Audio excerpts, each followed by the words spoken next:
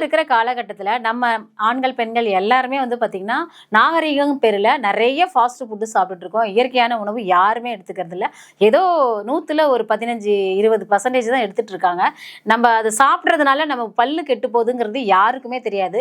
பல்லோட சேர்ந்து ஈரும் கெட்டு போகும். எப்படின்னு பார்த்தீங்கன்னா பல்லு வலிக்கிறது, ஈரில் சீல் வடிகிறது, அதே மாதிரியே கூச்சம் இருக்கும், சுடா தண்ணி குடிக்க முடியாது, கூலிங்காகவும் சாப்பிட முடியாது. இந்த பிரச்சனைலாம் இருக்குது அப்படின்னா உங்களுடைய பல்லு வீக்கா இருக்குன்னு அர்த்தம். அந்த காலத்துலலாம் வந்து பார்த்தீங்கன்னா கறிக்கட்டை, அந்த கறிக்கட்டை வந்து பார்த்தீங்கன்னா வேப்பங்கட்டையில் எரிச்சிருப்பாங்க. அப்படி இல்லைன்னா ஆழம், இல்லைன்னா கருவேலம்பட்டை, இதில் தான் கறிக்கட்டை இருக்கும். அதில் தான் பல்படி தயார் பண்ணி கொடுத்துட்டு இருந்தாங்க. பல்லு வந்து அதில் தான் விளக்கிட்டு இருந்தாங்க. இப்போ பார்த்தீங்கன்னா யாருமே அதெல்லாம் எடுக்கிறதே கிடையாது.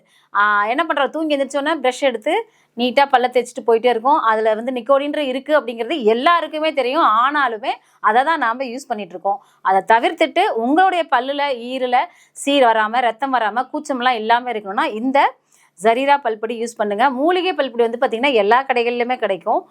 தரமானது வந்து பார்த்தீங்கன்னா நம்மள்ட்ட இருக்குது. இதில் வந்து பார்த்தீங்கன்னா ஆலமரத்து விழுது, கருவேலம் பட்டை, கண்டங்கத்திரிக்காய் விதை, மாசிக்கா, திருபலா, கிராம்பு இருக்கும். கூடவே இந்துப்பும் போட்டிருப்பாங்க. போட்டுதான் இந்த பல்பொடி தயார் பண்றாங்க. இது விளக்கும் போது இதுல ஒரு முக்கியமான விஷயம், இது அப்பவே பெரியவங்க எல்லாம் சொல்லி கொடுத்துருப்பாங்க. இப்ப நம்ம யாரும் செய்யறது இல்லை, நம்ம குழந்தைங்க நம்ம சொல்றது இல்லை.